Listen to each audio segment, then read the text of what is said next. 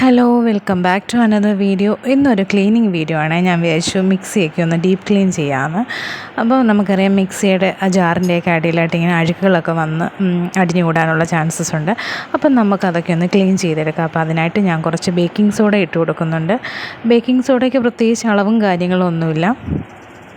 കുറച്ച് vinegar add ചെയ്യാം, പിന്നെ കുറച്ച് ഡിഷ് വാഷ് കൂടെ. എന്നിട്ട് നമുക്കത് 10 മിനിറ്റ് നേരം റെസ്റ്റ് ചെയ്യാനായിട്ട് വെക്കാം. അത് കഴിഞ്ഞ് ഒരു ടൂത്ത് ബ്രഷ് ഉപയോഗിച്ചിട്ട് നമുക്ക് അതിനെ ഒന്ന് നന്നായിട്ട് ക്ലീൻ ചെയ്തെടുക്കാം.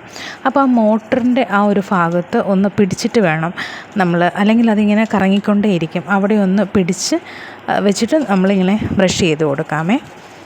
അപ്പോൾ നമുക്ക് എല്ലാ ഭാഗത്തും എന്താ ഇങ്ങനെ ബ്രഷ് കൊണ്ട് ഇങ്ങനെ ഉരച്ച് കൊടുക്കാം.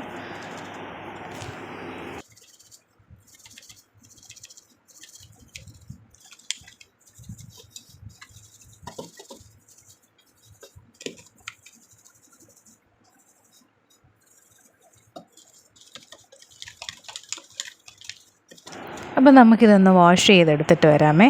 അപ്പോൾ നമുക്ക് ആ ഒരു ഡിഫറൻസ് ഫീൽ ചെയ്യും. അപ്പോൾ ആദ്യം നമ്മുടെ ജാർ എങ്ങനെയാണ് ഇരുന്നത്, ഇപ്പോൾ എങ്ങനെയാണെന്ന് നമുക്കൊന്ന് നോക്കാവേ.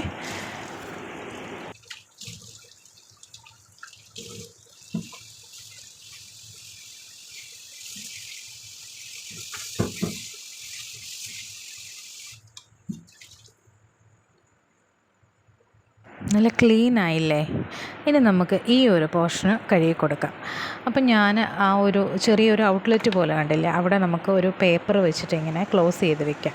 എന്നിട്ട് അതിനകത്തോട്ട് നമുക്ക് കുറച്ച് ബേക്കിംഗ് സോഡ, വിനീഗർ, പിന്നെ ഒരു 1-2 ഡ്രോപ്പ് ലിക്വിഡൂടെ ഒഴിച്ചു കൊടുക്കുന്നുണ്ട്, ഡിഷ് വാഷ്.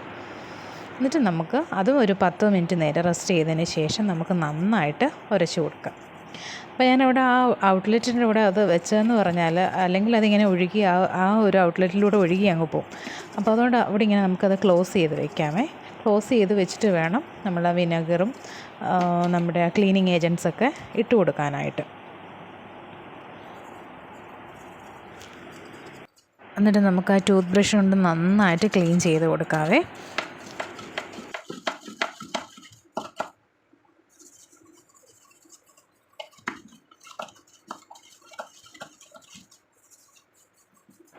ഇനി നമുക്കൊരു സ്ക്രബ്ബർ എടുക്കാം. അത് ഞാനൊന്ന് വെള്ളത്തിലൊന്ന് മുക്കി പിഴിഞ്ഞെടുത്തിട്ട് വന്നതാണ്.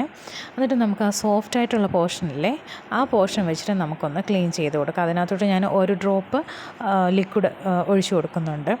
അപ്പോൾ അതിൽ കൂടണ്ട, ഒരു ഡ്രോപ്പ് ഒഴിച്ചു കൊടുത്താൽ മതി. എന്നിട്ട് നമുക്ക് നന്നായിട്ടൊന്ന് അവിടെ ഒന്ന് ഉരച്ച് കൊടുക്കാം. മറ്റേ ഒരു ഭാഗം വെച്ചിട്ട് ഉരച്ച് കൊടുക്കണ്ട, കാരണം അവിടെ സ്ക്രാച്ചസ് ഒക്കെ വീഴും. അപ്പോൾ അതുകൊണ്ട് ആ സ്പോഞ്ച് പോലെ ഇരിക്കുന്ന ആ ഒരു സൈഡ് കൊണ്ട് നമുക്ക് ഇങ്ങനെ ഉരച്ച് കൊടുത്താൽ മതിയേ.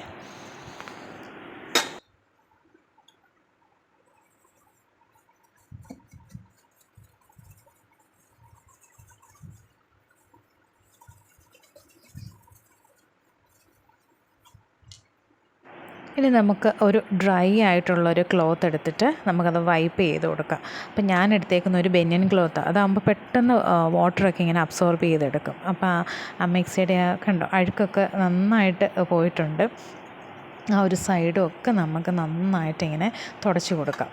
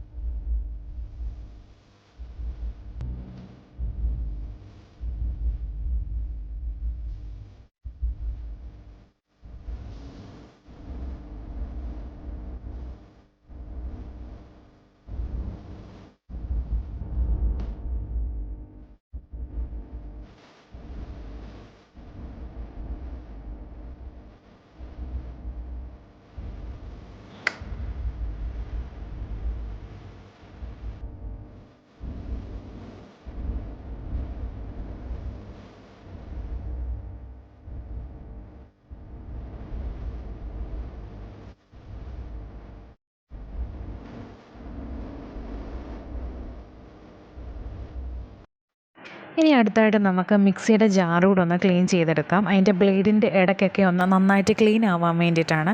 അപ്പോൾ അതിനായിട്ട് ഞാൻ കുറച്ച് ചൂടുവെള്ളം ഒഴിച്ചു കൊടുക്കുന്നുണ്ട്. ഒരുപാട് ചൂടാകണ്ട, കാരണം നമ്മൾ മിക്സിയുടെ ജാർ ഓണാക്കി അടിച്ചെടുക്കുമ്പോഴത്തേക്ക് ഇതെല്ലാം വെളിയിലോട്ട് പോകാനുള്ള ചാൻസസ് ഉണ്ട്. അപ്പോൾ ചൂടുവെള്ളം എടുക്കുക, അതിനകത്തോട് കുറച്ച് ബേക്കിംഗ് സോഡ ആഡ് ചെയ്ത് കൊടുക്കുക, കുറച്ച് ലെമൺ സ്ക്യൂസ് ചെയ്ത് കൊടുക്കാം, ഡിഷ് വാഷ് കൂടെ ആഡ് ചെയ്ത് നമുക്കിതൊന്ന് അടിച്ചെടുക്കാം.